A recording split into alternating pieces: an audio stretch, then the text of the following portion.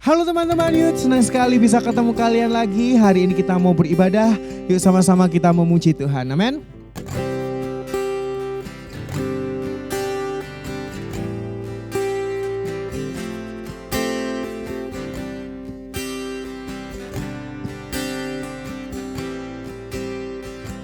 Sama-sama pujikan. Blessed be the name in the land that is plentiful, where streams of abundance flow. Blessed be your name. Blessed be your name when I'm found in the desert place. So I walk in the wilderness. Blessed be your name. Amen. Every blessing you pour out, I turn back to praise. When the darkness closes in, Lord, still I will say, blessed be the name of the Lord. Blessed be your name. Blessed be the name of the Lord. Blessed be your glorious name. Blessed be your name when the sun shining down on me, when the world all as it should be. Blessed be your name. Amen. Blessed be your name on the road marked with suffering, though there's pain in the offering. Blessed be your name. Every blessing you pour out, I turn back to praise. When the darkness closes in, Lord, still I will say, come on, blessed be the name of the Lord. Blessed be your name. Blessed be the name of the Lord. Blessed be your glory. Sekali lagi pujikan. Blessed be the name of the Lord. Blessed be your name. Blessed be the name of the Lord.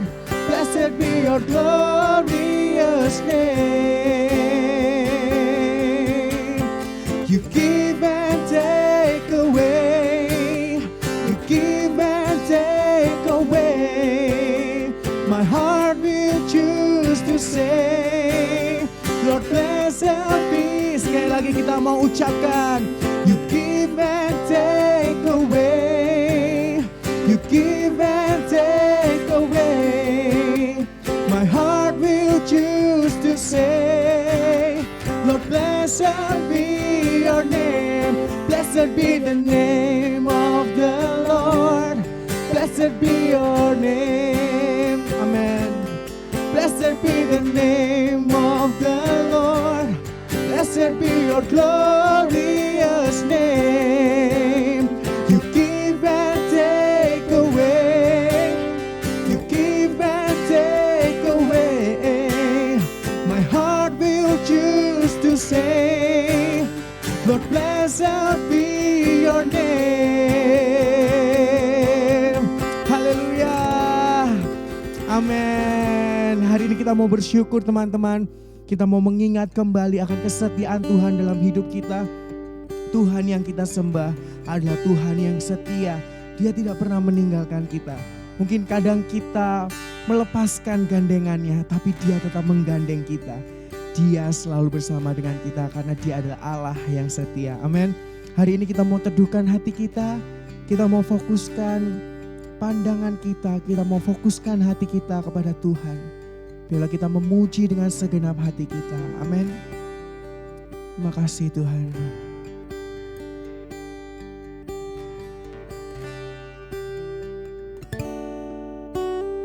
Yesus, Kau telah memulai segala yang baik dalamku. Kau menjadikanku serupa gambaranmu dan berharga di matamu. Sama-sama kita mau pujikan. Yesus, Kau telah memulai karya yang mulia dalamku. Kau berikan hidupmu sebagai ganti dosaku, karena kasih-Mu padaku.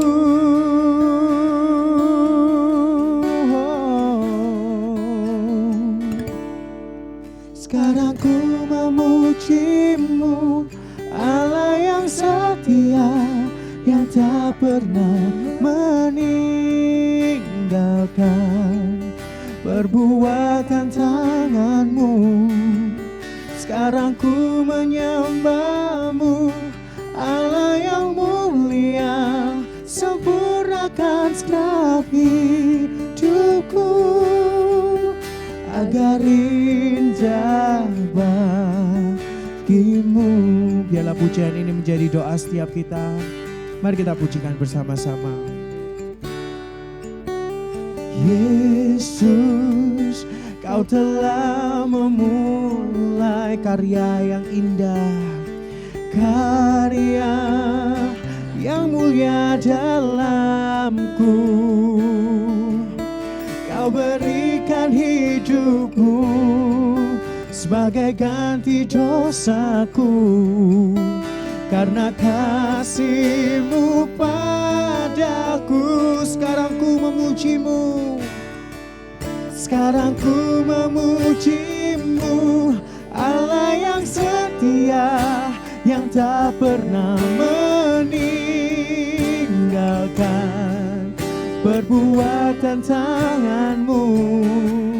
Sekarang ku menyembah-Mu, Allah yang mulia, sempurnakan segenap hidupku agar indah bagimu. Sekali lagi kita mau pujikan. Sekarang ku memuji-Mu, Allah yang setia, yang tak pernah meninggalkan perbuatan tangan-Mu.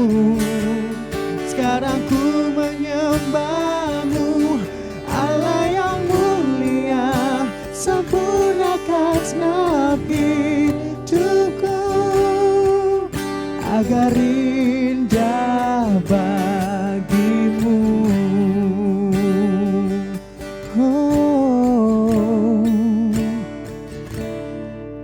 Sekarang ku memuji-Mu, Allah yang setia, yang tak pernah meninggalkan. Amin. Terima kasih Tuhan. Yes Lord. Sekarang ku menyembah-Mu, Allah yang mulia, sempurnakan segenap hidupku agar indah bagimu, agar indah bagimu.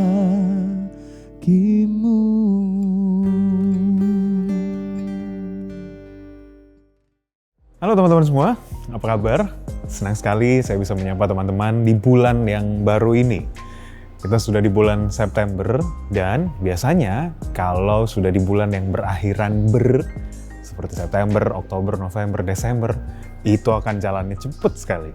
Sampai akhirnya kita akan segera menutup tahun 2021. Di tengah waktu yang terus berjalan ini, semoga kita tetap ingat bahwa Tuhan terus menyertai langkah kehidupan kita. Baik, sebelum kita mendengarkan firman Tuhan, mari kita mohon pertolongan Roh Kudus di dalam doa. Kiranya Tuhan yang bertahta atas puji-pujian yang telah kami naikkan tadi, dan sebentar kami akan mendengarkan firman-Mu, kiranya Roh Kudus-Mu sendiri yang akan membuka hati dan pikiran kami agar kami boleh mengerti ya Tuhan, apa yang ingin Kau sampaikan pada kami. Terima kasih, bersabdalah kepada kami, sebab kami telah siap mendengarkannya. Di dalam nama Tuhan kami Yesus Kristus kami berdoa. Amin. Perikop yang akan kita baca hari ini terambil dari 2 Samuel 9. Biasanya ada beberapa pasal, tapi hari ini benar-benar hanya pasal 9 ini. Jadi saya ajak kita baca semuanya ya. Kalau teman-teman mau, silahkan bisa ikut membaca dengan bersuara juga dari tempat masing-masing. Demikianlah firman Tuhan di dalam 2 Samuel pasal 9. Berkatalah Daud, "Masih adakah orang yang tinggal dari keluarga Saul? Maka aku akan menunjukkan kasihku kepadanya oleh karena Yonatan. Adapun keluarga Saul mempunyai seorang hamba yang bernama Ziba." Ia dipanggil menghadap Daud, lalu raja bertanya kepadanya, "Engkaukah Ziba?" Jawabnya, "Hamba tuanku." Kemudian berkatalah raja, "Tidak adakah lagi orang yang tinggal dari keluarga Saul? Aku hendak menunjukkan kepadanya kasih yang dari Allah." Lalu berkatalah Ziba kepada raja, "Masih ada seorang anak laki-laki Yonatan yang cacat kakinya." Tanya raja kepadanya, "Di manakah ia?" Jawab Ziba kepada raja, "Dia ada di rumah Makhir bin Amiel di Lodebar." Sesudah itu Raja Daud menyuruh mengambil dia dari rumah Makhir bin Amiel dari Lodebar, dan Mephiboset bin Yonatan bin Saul masuk menghadap Daud. Ia sujud dan menyembah. Kata Daud, "Mephiboset." Jawabnya, "Inilah hamba tuanku." Kemudian berkatalah Daud kepadanya, "Janganlah takut, sebab aku pasti akan menunjukkan kasihku kepadamu oleh karena Yonatan ayahmu. Aku akan mengembalikan kepadamu segala ladang Saul, nenekmu, dan engkau akan tetap makan sehidangan dengan aku." Lalu sujudlah Mephiboset dan berkata, "Apakah hambamu, sehingga engkau menghiraukan anjing mati seperti aku?" Lalu raja memanggil Ziba, hamba Saul itu, dan berkata kepadanya, "Segala sesuatu yang adalah milik Saul dan milik seluruh keluarganya, kuberikan kepada cucu tuanmu itu. Engkau harus mengerjakan tanah baginya, engkau, anak-anakmu, dan hamba-hambamu, dan harus membawa masuk tuayannya, supaya cucu tuanmu itu ada makanannya." Mephiboset, cucu tuanmu itu, akan tetap makan sehidangan dengan aku. Ziba mempunyai 15 orang anak laki-laki dan 20 orang hamba. Berkatalah Ziba kepada raja, "Hambamu ini akan melakukan tepat seperti yang diperintahkan tuanku raja kepadanya." Dan Mephiboset makan sehidangan dengan Daud sebagai salah seorang anak raja. Mephiboset mempunyai seorang anak laki-laki yang kecil yang bernama Mika. Semua orang yang diam di rumah Ziba adalah hamba-hamba Mephiboset. Demikianlah Mephiboset diam di Yerusalem, sebab ia tetap makan sehidangan dengan raja. Adapun kedua kakinya timpang. Sampai sedemikian jauh bacaan firman Tuhan. Yang berbahagia adalah setiap kita yang membaca, merenungkan, dan berusaha melakukan firman ini setiap hari.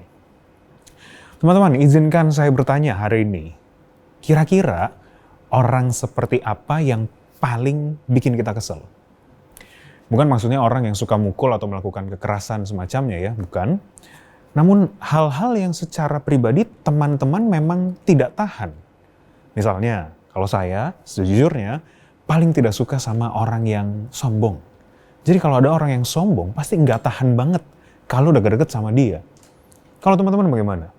Coba tuliskan di kolom live chat atau di kolom komentar. Tahu nggak? Biasanya kita akan menjauhi orang yang kita anggap berbeda, aneh, tidak biasa, lebih jelek, atau kita merasa kalau dia tidak pantas untuk berteman sama kita. Tetapi kita akan paling membenci orang yang sebenarnya paling mirip jeleknya sama kita.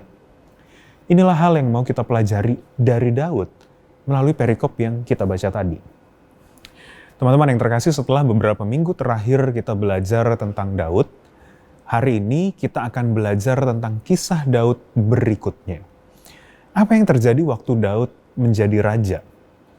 Hal pertama yang dia lakukan bukan untuk kepentingan dirinya sendiri, tetapi mencari anak Yonatan. Dulu sekali dia pernah berjanji kepada Yonatan kalau dia akan menjaga keturunannya. Lalu salah satu hal yang dia tepati dalam hal ini adalah dia mencari keturunan Yonatan. Bukan keturunan Yonatan yang mencari Daud untuk mencari sesuatu atau menagih hutangnya kepada ayahnya, Yonatan. Melainkan Daud yang berinisiatif mencari. Nah, kapan Yonatan dan Daud membuat janji itu? Mungkin kalau mau kita gambarkan seperti orang yang mau bersedekah dan dia tidak menemukan pengemis di mana-mana, sehingga dia mencari pengemis sehingga dia bisa memberikan sedekah itu. Agak tidak biasa kan ya? Pengemis kok dicari-cari? Biasa juga datang sendiri nanti kan? Kenyataannya itulah yang Daud lakukan, teman-teman. Dia mencari cucunya Saul, anak dari Yonatan, supaya dia bisa menyatakan kasih dan kesetiaan sesuai dengan janjinya pada Yonatan. Hanya saja, sewaktu ketemu sama anaknya Yonatan yang bernama Mephiboset, ternyata dia adalah orang yang cacat kedua kakinya. Waktu dulu dia masih kecil, pembantunya membawa dia lari waktu lagi perang, dan dia terjatuh. Karena dia jatuh itulah kakinya jadi cacat seumur hidup. Menariknya kalau kita baca di 2 Samuel 9 ayat 8, dia berkata kepada Daud dan menyebut dirinya sebagai anjing mati. Apa maksudnya? Menyebut diri sebagai anjing itu lebih mengerikan pada zaman itu. Karena pada zaman itu di Israel, dan sepertinya sampai sekarang juga, adalah binatang yang haram. Jadi bayangan orang Israel untuk hewan yang haram adalah hewan yang menjijikkan. Mungkin contoh ekstrimnya adalah kalau kita membayangkan tentang muntahan. Ada dari antara teman-teman yang kalau habis muntah, kemudian disimpan di kulkas, dicampur di Indomie nanti kalau waktu lagi lapar. Pasti enggak kan? Menjijikan. Bahkan mengerikan untuk dibayangkan. Jangan pernah sekali-kali melakukan ya teman-teman. Tentang penyebutan anjing mati. Ini merupakan hal yang kalau mau dibilang double menjijikan. Karena bukan hanya anjing, tapi mati alias bangkai. Juga adalah hal yang menjijikan buat orang Israel. Orang Israel kalau tidak sengaja memegang bangkai, mereka akan dikucilkan selama seminggu. Orang itu harus hidup di luar dari perkemahan selama 7 hari.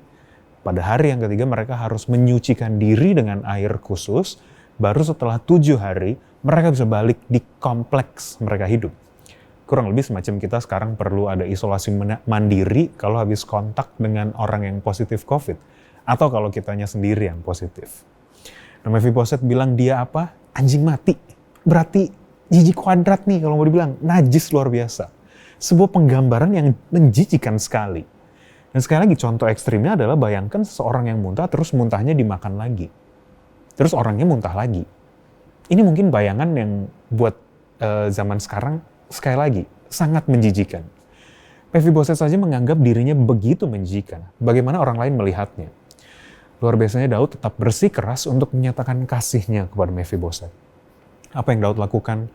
Daud menganggap Mephiboset yang menganggap diri sendiri menjijikan dan tidak layak itu seperti anaknya sendiri. Dia diminta untuk selalu makan semeja dengan Daud, hal yang luar biasa yang Daud berikan. Selain itu, semua harta dan hak-hak Saul dan keluarganya tetap diberikan kepada Mephiboset. Sampai di sini mungkin kita akan bertanya, oke, Daud memang orang yang baik. Dari sebelumnya juga kita tahu kalau Daud baik kok. Kemudian apa spesialnya? Pertama, Daud itu menepati janji. Janji Daud sama Yonatan itu udah lama banget. Bahkan Yonatan udah mati. Tidak ada orang lain yang tahu kalau Daud pernah bikin janji itu selain dia, Yonatan, dan Tuhan. Sungguh gak ada yang tahu kalau Daud menepati janji atau tidak. Tidak mungkin juga ada yang nagih. Tahu aja enggak, bagaimana mau nagih kan? Yang nanya-nanya pun nggak mungkin ada. Meski demikian Daud tetap menyatakan kasihnya dan menepati janjinya kepada Tuhan dan kepada Yonatan. Teman-teman mengasihi itu bukan hanya tentang berbuat baik, tetapi berbuat baik dengan sebuah ketulusan dan keseriusan. Kedua, Daud sudah jadi raja, tetapi Daud tidak lupa diri. Tuhan sudah memberikan tahta kerajaan kepada Daud, dan kecenderungannya orang-orang yang sudah memiliki jabatan pasti akan langsung memikirkan diri sendiri.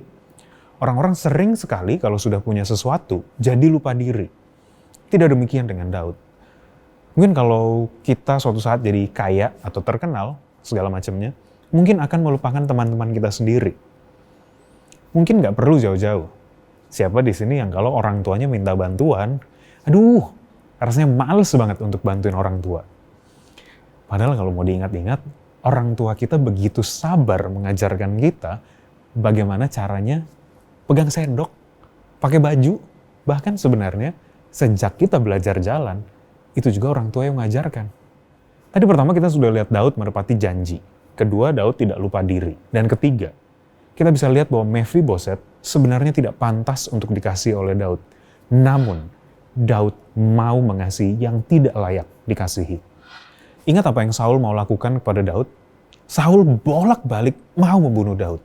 Berkali-kali Daud berbuat baik sama Saul, tetapi Saul mengejar-ngejar Daud untuk membunuhnya. Semua karena Saul iri sama Daud. Saul ini adalah kakek dari Mephiboset. Sebenarnya zaman itu bisa dimengerti kalau Daud mau membunuh Mephiboset atau sekedar mengambil semua harta bendanya. Karena Saul dulu begitu bencinya kepada Daud. Maka sah-sah saja kalau Daud mau balas dendam kepada Mephiboset. Namun sungguh anugerah yang luar biasa. Karena Daud tidak membalas kejahatan dengan kejahatan, tetapi justru menunjukkan kasihnya kepada Mephiboset yang sebenarnya tidak layak. Jadi 3 hal yang kita pelajari tentang Daud hari ini apa saja? Pertama, Daud menepati janji. Kedua, Daud tidak lupa diri. Dan terakhir yang ketiga, Daud mengasihi yang tidak layak. Baik bukan jadi Daud? Baik banget lah. Bisa jadi seperti Daud? Jujur, saya mungkin tidak bisa sebaik Daud. Hari ini saya mau bilang bahwa posisi kita dalam cerita ini bukanlah sebagai Daud. Dalam cerita ini, Daud ini mengasihi Mephiboset dengan kasih yang begitu dalam. Sebuah kata yang banyak diterjemahkan dalam bahasa Indonesia sebagai kasih setia. Dalam bahasa aslinya, kata sebenarnya adalah chesed. Kata ini biasa kita temukan misalnya dalam Mazmur 5 ayat 8. Tetapi aku, berkat kasih setia, chesedmu yang besar, aku akan masuk ke dalam rumahmu. Di Ulangan 5 ayat 10. Tetapi aku menunjukkan kasih setia, chesed, kepada beribu-ribu orang. Di Ezra 3 ayat 8 atau dalam Mazmur-Mazmur lainnya. Bahwasannya untuk selama-lamanya kasih setianya, hesednya. Dari perikop kita 2 Samuel 9 tadi pun muncul kata hesed. Umumnya penggunaan kata hesed dalam Alkitab digunakan untuk menggambarkan kasih Tuhan yang mendalam kepada umatnya. Maka sebenarnya penggambaran Daud yang begitu baik di sini bukan tentang kita, melainkan tentang Allah. Siapa kita dalam cerita ini? Kita adalah Mephiboset. Ya, kita adalah Mephiboset yang najis tadi itu. Sudah berapa banyak dosa yang kita lakukan? Sudah berapa kali kita iri hati, ngomongin orang, ngomong kasar, melawan guru, berbohong, mencuri, menonton porno, melawan orang tua dan sebagainya? Bukankah kita lebih ingin melakukan yang tidak benar dibandingkan yang benar? Karena sepertinya yang tidak benar lebih mengasyikkan, bukan? Jangan lupa teman-teman. Bahkan kalau hidup kita sudah benar-benar lurus, dan kita cuma melanggar satu hal, kita sudah bersalah untuk semuanya. Kalau kita sedang mengendarai motor atau mobil, kita sudah menuruti semuanya, pakai helm kalau kita di motor, pakai seat belt kalau di mobil, bayar pajak, pakai masker, tidak melanggar rambu-rambu lalu lintas, kecepatan juga tidak lebih dari batasnya, semua sudah dituruti. Kemudian kalau kita ditanya sama polisi, boleh lihat SIM dan STNK-nya? Kita belum punya SIM sebenarnya, karena belum cukup umur. Bagaimana kemudian? Apa kita bisa bilang ke polisinya, loh Pak, kan saya udah pakai helm, nggak kebut-kebutan, tidak melanggar lampu merah, saya nggak perlu ditilang dong. Bisa kita bilang begitu? Sadarkah kita kalau sebenarnya kita bersalah atas semuanya? Lebih parahnya lagi ketika kita bersalah atas semuanya, kita tidak sadar kalau kita salah. Betapa menjijikannya kita di mata Tuhan. Syukur kepada Tuhan, karena justru Dia sendiri datang dan mengambil semua kejijikan dan kenajisan itu dari kita. Dia bahkan rela mati supaya kita bisa dikasihi dan dipanggil menjadi anak Tuhan. Tuhan mati dan ambil semua kenajisan kita. Dia diludahi, dianiaya, diperlakukan dengan tidak seharusnya karena kita. Sama seperti Daud, seorang raja yang tidak pantas untuk menerima Mephiboset sebagai anaknya. Mau bagaimanapun tetap tidak pantas. Namun karena hesednya, karena kebaikannya, Daud menerima Mephiboset. Inilah yang Kristus lakukan untuk kita teman-teman. Dia menebus kita dan mengambil kita menjadi anak-anaknya. Sungguh anugerah yang luar biasa yang telah kita terima. Teman-teman yang terkasih, kita tidak pernah layak untuk menerima kebaikan Tuhan. Justru ketika kita merasa kalau kita baik-baik saja, atau bahkan lebih baik dari orang lain, kita adalah orang yang lebih buruk dari itu. Justru anehnya ketika kita merasa buruk, kita akan mencari Tuhan dan menantikan Tuhan. Tuhan yang akan memampukan kita untuk menyenangkan Dia. Kalau kita merasa baik-baik saja, kita lebih mirip dengan orang Farisi dan ahli Taurat. Ketika kita menyadari kesalahan dan keburukan kita, itulah orang yang dicari oleh Tuhan. Ingat yang tadi di awal sempat saya katakan, kita akan menjauhi orang yang berbeda, tetapi kita justru akan paling membenci orang yang punya kejelekan yang mirip dengan kita. Kenapa? Karena dia sebenarnya sedang menunjukkan kepada kita betapa buruknya kita, betapa tidak layaknya kita. Meskipun begitu, Tuhan tetap menerima kita, bahkan mengangkat kita menjadi anaknya. Sama seperti Daud yang mengangkat Mephiboset. Kita ibarat Mephiboset dan Daud adalah Tuhannya. Justru ketika kita menyadari kalau kita adalah Mephiboset, kita baru bisa menjadi seperti Daud. Menyadari kalau kita tidak layak di hadapan Tuhan, tetapi Tuhan masih mengasihi kita. Kita akan lebih mudah mengasihi satu sama lain. Lebih bisa untuk memaafkan dan mengerti orang lain ketika kita menyadari kalau kita sudah terlebih dulu dimengerti dan diampuni oleh Tuhan. Lebih mudah untuk kita berkorban untuk mengasihi karena kita tahu Tuhan telah lebih dulu mengasihi dan berkorban nyawa buat kita. Mari teman-teman, kita berdoa dan bersyukur untuk kasih dan pengorbanan Tuhan buat kita. Kita minta tolong untuk belajar mengasihi, karena Tuhan sudah lebih dulu mengasihi. Mengampuni, karena Tuhan sudah lebih dulu mengampuni. Kita berdoa. Sungguh kami sadar, ya Tuhan, kalau kami adalah orang-orang yang tidak layak. Kami begitu kotor di hadapan-Mu. Kami begitu menjijikan, kami begitu najis di hadapan-Mu. Sungguh kami tidak layak untuk datang ke hadirat-Mu. Tapi Engkau berkenan memberikan penebusan-Mu itu bagi kami juga. Melalui penebusan Yesus Kristus di kayu salib, Engkau melayakkan kami. Engkau mengambil semua kenajisan kami dan Engkau menguduskan kami. Sungguh kami bersyukur untuk itu semua ya Tuhan. Dan biarlah dengan pemahaman ini, kami pun ketika melihat orang lain, kami sadar bahwa mereka pun adalah orang-orang yang Tuhan kasihi. Orang-orang yang Tuhan juga selamatkan. Dan biarlah kami bukannya menghakimi mereka, tetapi juga bisa mengasihi mereka. Ingatkan kami terus ya Tuhan, bahwa kami adalah orang-orang berdosa yang telah Tuhan ampuni. Bersyukur Tuhan untuk firman yang boleh kami dengar hari ini, biarlah firman-Mu yang boleh terus bertumbuh di dalam hati setiap kami. Kami akan mengakhiri ibadah kami, kiranya Tuhan yang akan terus menyertai di dalam kami menjalankan aktivitas kami. Di dalam nama Tuhan kami Yesus Kristus, kami berdoa. Amin. Teman-teman, terima kasih sudah mengikuti ibadah kita sampai saat ini. Dan sebelum menutup, sedikit pengumuman saja buat kita. Jangan lupa untuk terus aktif di dalam CG kita masing-masing. Jangan lupa juga untuk mengikuti daily devotion yang sudah dibagikan. Dan semisalnya ada teman-teman yang ingin didoakan, silahkan kirimkan prayer request kalian. Itu saja yang bisa diumumkan. Selamat hari Minggu, Tuhan memberkati.